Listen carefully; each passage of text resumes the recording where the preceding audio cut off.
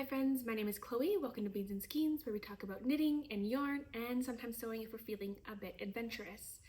In today's video, I am scientifically testing 5 nylon-free sock yarns, and I'm kind of doing this because I want to know.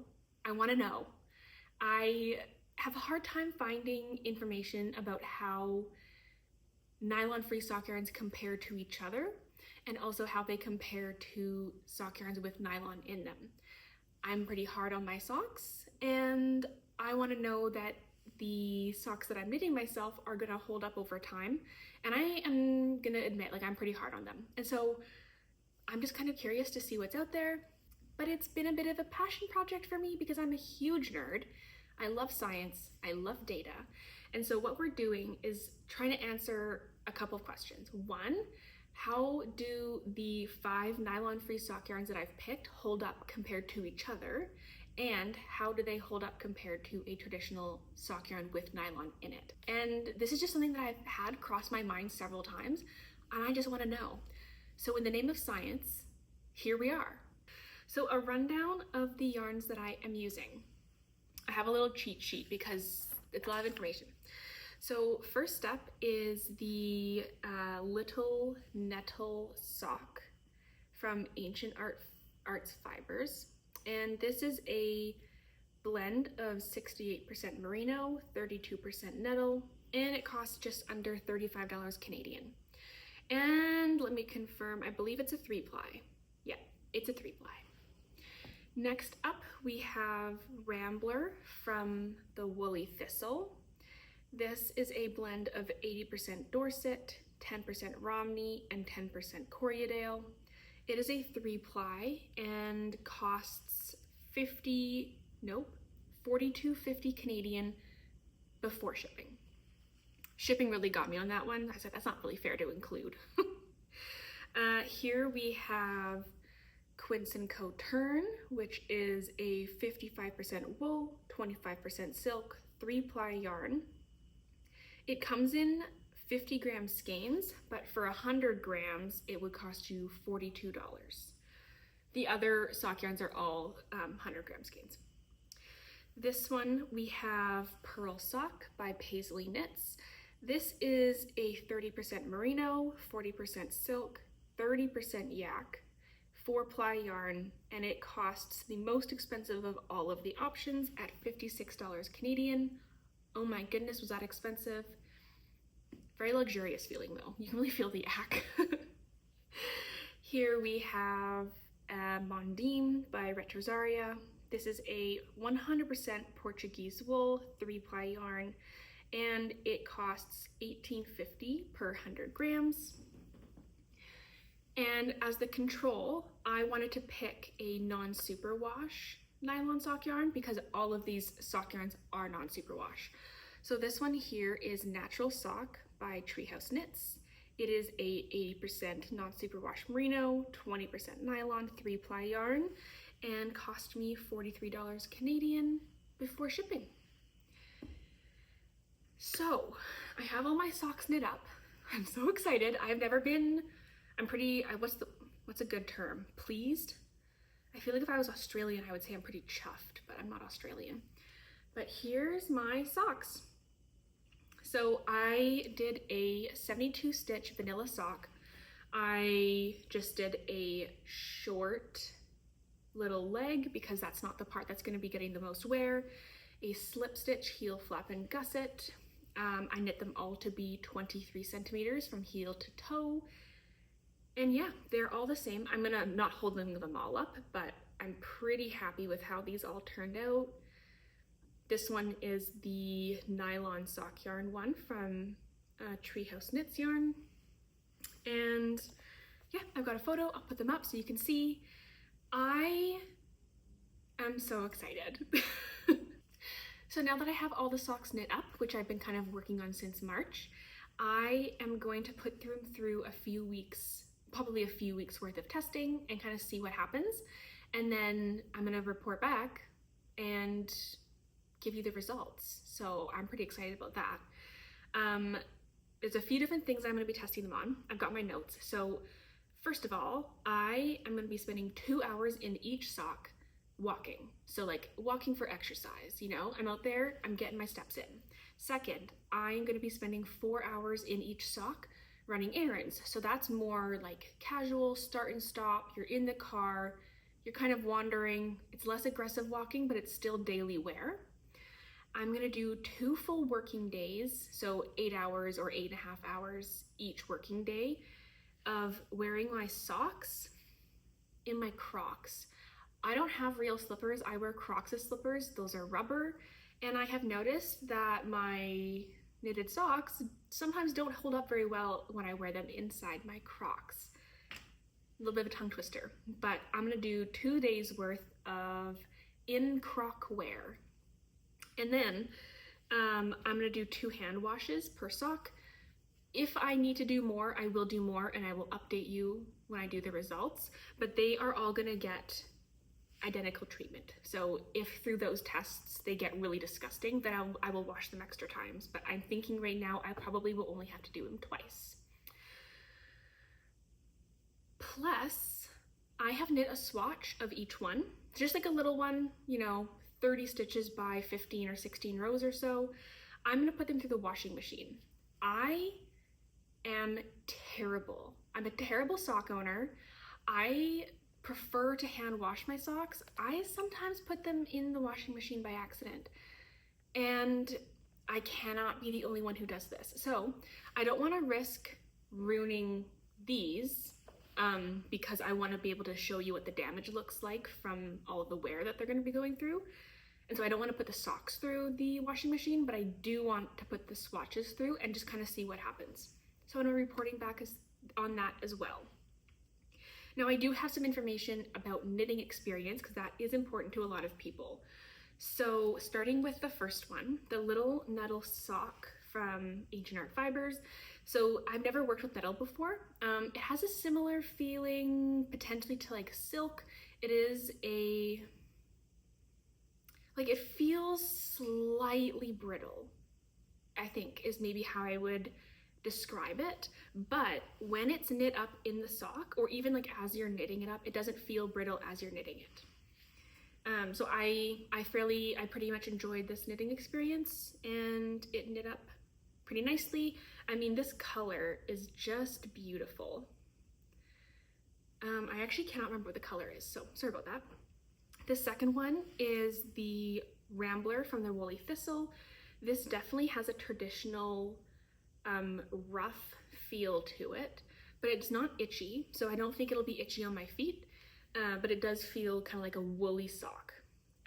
This is the natural color, so it's just gray, and it has a really beautiful kind of like natural variegation through there, which I actually wasn't expecting. And I think that even that this, like, I would use this for a sweater, absolutely. It's a really, really nice yarn, but one thing I will mention is that all of these yarns are marketed as sock yarns. So they're not just random fingering weight wool blends. They are marketed to be knit into socks. So that's kind of why I picked these ones. But this one I think would also be lovely as a sweater. Next up we have Quince and Co Tern, which I have in this bright yellow color. This one is almost similar in feel to the Little Nettle sock. So this is the wool silk blend.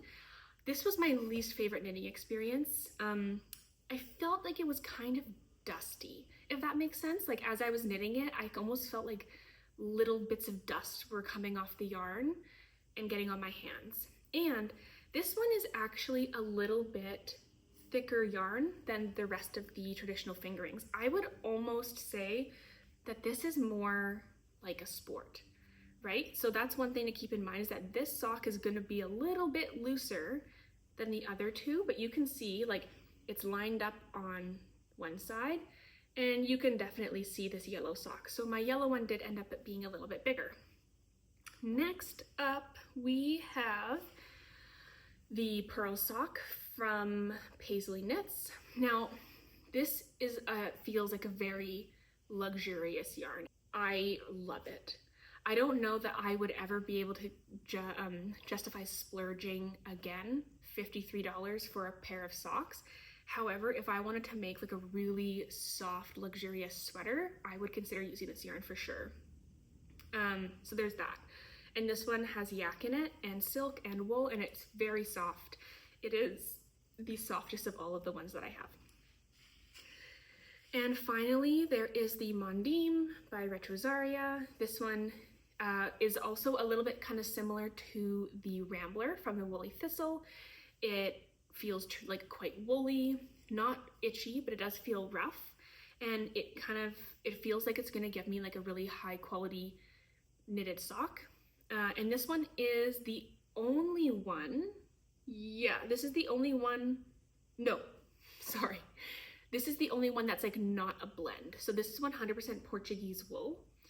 The only other one that I have that is 100% wool without other types of fiber is the Woolly Thistle. So it makes sense that these two feel really similar. And finally, my control yarn. I mean, this was also delightful to knit with. This is Natural Sock from the Treehouse knits. I cannot remember the color name, but it is in my Ravelry. And yeah, this feels just kind of like a traditional sock yarn. It's quite soft. It's not rough in the way that these two woolly wools are, but it's not silky in the way that this is. So it's kind of like a nice in-between. If you just like kind of like picture your traditional nylon sock yarn, that's what this kind of feels like. And yeah, so that's a rundown of all the socks and a rundown of what I'm doing. I'm now gonna go do the stuff. I'm gonna go do the thing. It did not really occur to me that having to go outside and walk in wool socks in the middle of August was probably not the smartest plan, but I'm gonna do it. I'm gonna do it for science, and I'm gonna do it for you, and I'm gonna do it to satisfy my curiosity. So I'm not super looking forward to that. Hey, I'm back. I've done all my testing. I'm ready to share. I would say that I was surprised by some of it, so I hope that maybe you are too. I'm gonna start off by going through my control group yarn, which was the Natural Sock by Treehouse Yarns, Treehouse Knits. And then I'm gonna go through all of my nylon free sock yarn, and I'm gonna go through felting, pilling, shrinkage, and discoloration. I didn't get any holes, and I didn't get anything close to a hole, which actually was surprising me. I thought for sure my socks were gonna just be riddled with holes. I was a bit cynical on the sturdiness of the nylon free sock yarn. I was pleasantly surprised. So to start, I have the control group yarn, which is Natural Sock by Treehouse Yarns. This one was actually a bit disappointing, personally. I've never used it before, but it was in my stash. So this one I would say had pretty major pilling. You can see there along the side and the heel, it's pilled quite a lot. And I wasn't expecting that. And then also I would say extreme felting on the bottom of the sock. So let me just get this out here. It has just felted into one solid mass of yarn. There we go. So it's extremely stiff, and I wasn't really expecting that, personally. In terms of discoloration, there is no discoloration that I can see. I mean, it is a brown yarn, so, you know, but as far as I can tell, like, there's really nothing. And the felting did mean that it had pretty major shrinkage. So this is now actually too short for me. And at the end, I'll hold up all the socks and you can see how they've all like really changed in length. So this is what I'm going to be comparing the other sock yarns to. And this was actually a new yarn to me. I'd never used this one before. I would say that I personally actually probably wouldn't use it again. I maybe should have picked a yarn that I had used before so I would know what to expect in a control yarn. And so I actually got a yarn or a sock out of my stash, my sock stash, sorry. I knit this, I think a year ago, maybe I think over a year ago. It has seen major wear. And I'm not going to use it as my sock to sock comparison for this because it's not part of the experiment, but I just wanted to show you kind of like what my expectations are regarding sock yarn. So this one is the Regia Premium Merino Yak, and that's a blend of merino, yak, and nylon. And I think that one's a non-superwash, but I think. So this one, you can see after all the wear it's had, it does have some pilling. And you can see that, like, especially with the yak fibers, which are the darker colors, like that's what that pilling is in the yak. On the heel, it does have some felting going on, but you can still clearly see all of the stitches. And most importantly, on the bottom, it never felted. So what is actually happening is here on the ball of my foot, I'm actually going to be getting a hole soon. Like, it's slowly eating away, like the wear and tear is pulling away some of the wool fiber, and I'm going to get a hole. So it never felted on the bottom. So this is kind of like what I was expecting from my control yarn, which is obviously not what happened. But I'm not going to use this in my sock to sock comparison because it's not part of the experiment and it hasn't had the same amount of wear. But just kind of like surprising. That's what I would say. It was surprising to me. So I'm going to go through all the different sock yarns now, and I'm going to go through felting, pilling, discoloration, and shrinkage, and then I'm going to compare them all, kind of like how it holds up compared to this natural sock from Treehouse Knits. So first up, we have the Retrosaria Mondim. I would say that this one has moderate pilling. Here you can kind of see along the heel flap, a bit on the gusset and on the leg, kind of like where it's experiencing the most wear. And then also along the foot, there's a bit of pilling as well. And this one I would say had moderate felting on the foot that you can see.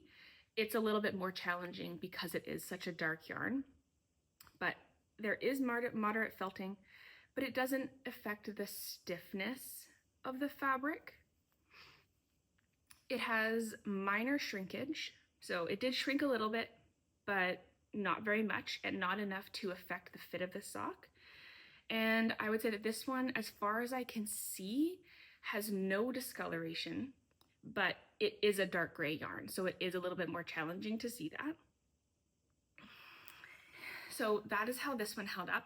And in terms of how it compares to the natural sock, I would say it held up much better. So there's less pilling, there's less felting, and there's less shrinkage.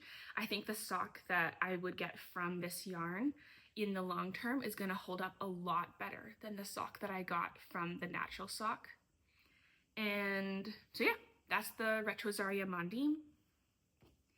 Next up, we have the Little Nettle sock by Ancient Art Yarns.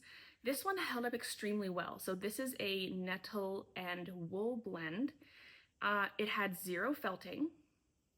Let me show you the bottom of the foot here. Zero felting.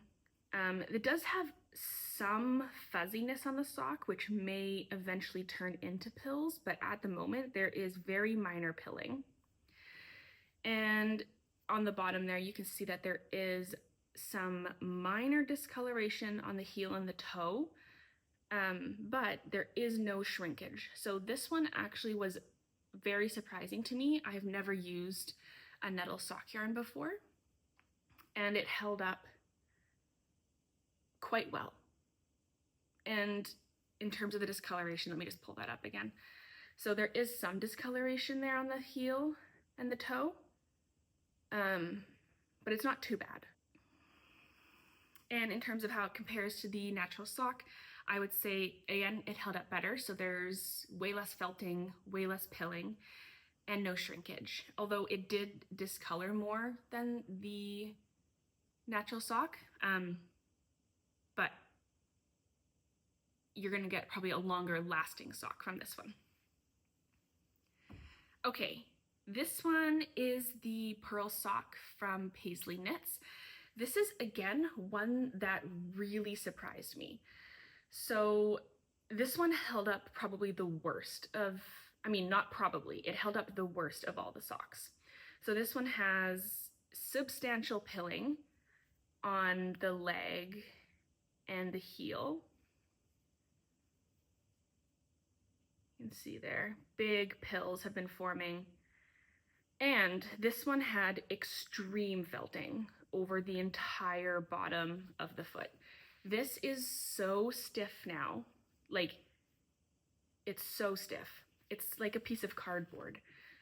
This entire bottom of the foot has just felted into one big, stiff piece of fabric.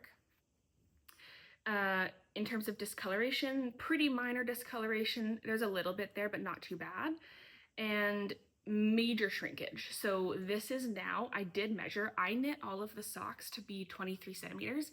This is now 19 centimeters. So I lost, what is that? I can't even do math. 4 centimeters to shrinkage. That's insane. This no longer fits me.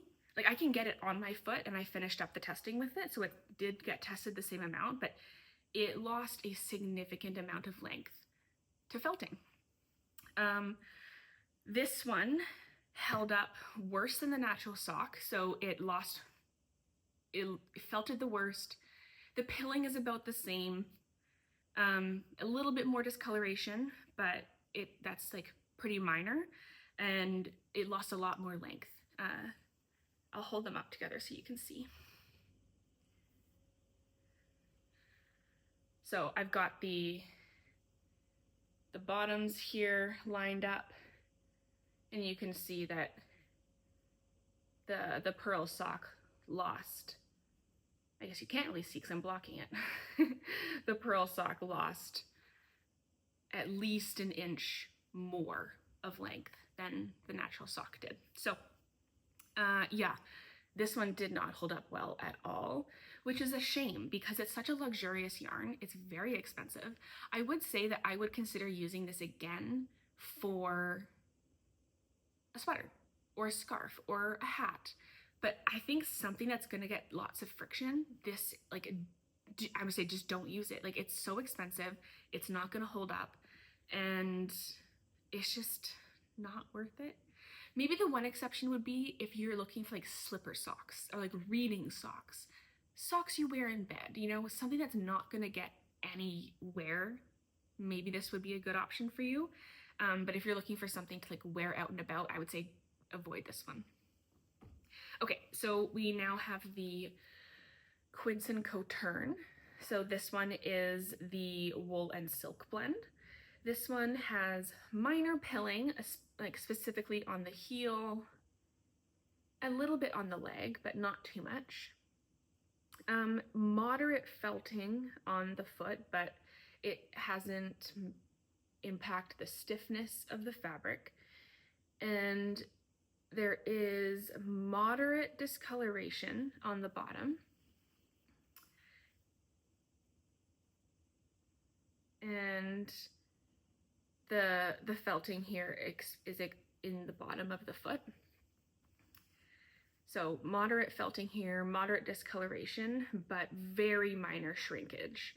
So again, this is the one that, because it's a slightly thicker yarn, was a slightly bigger sock. So maybe that has something to do with the fact that there was no shrinkage in this one.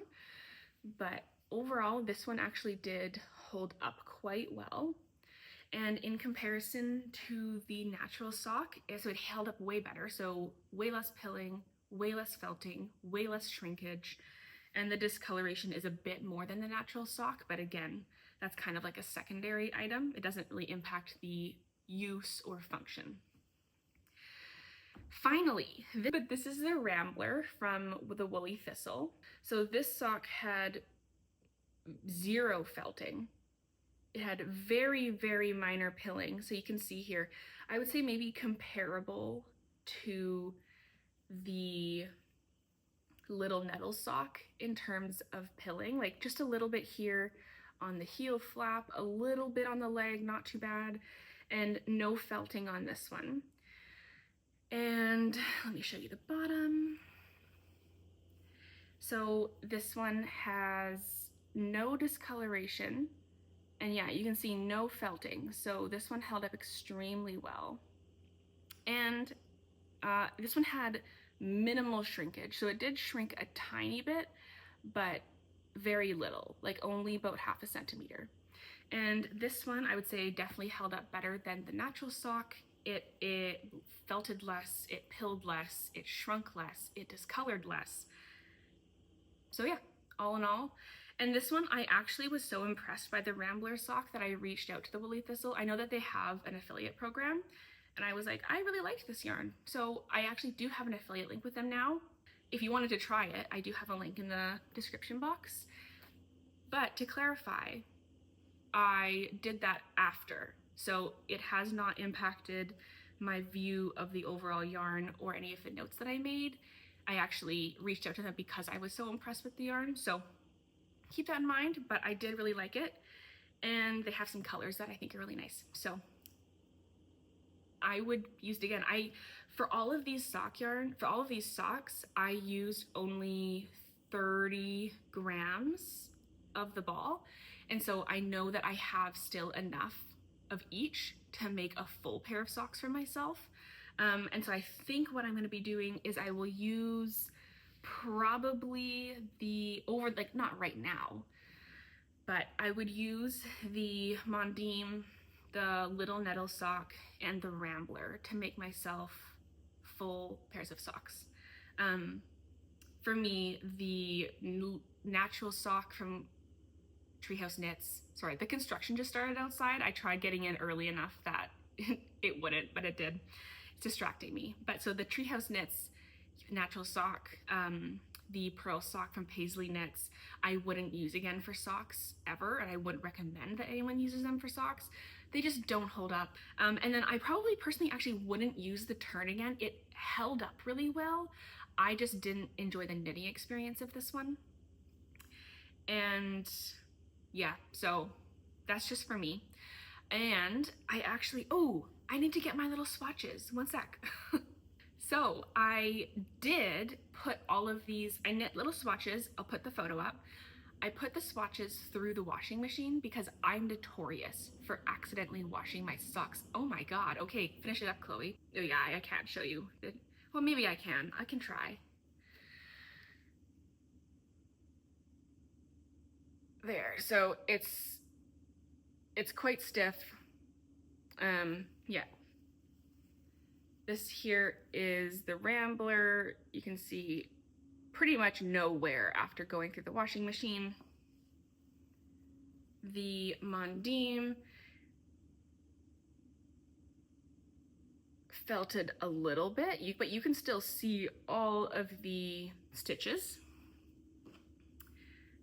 Little Nettle sock, I would say actually maybe held up the best in the washing machine. There is no felting and no shrinkage. So that is good for me to know, because to knit such a beautiful pair of socks that takes so much work and then to ruin them in the washing machine is very disappointing.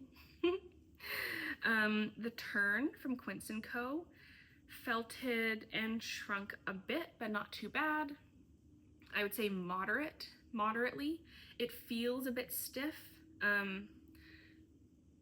but you can still see all of the stitches there. So there's still pretty good stitch definition, but it's just a little bit stiff.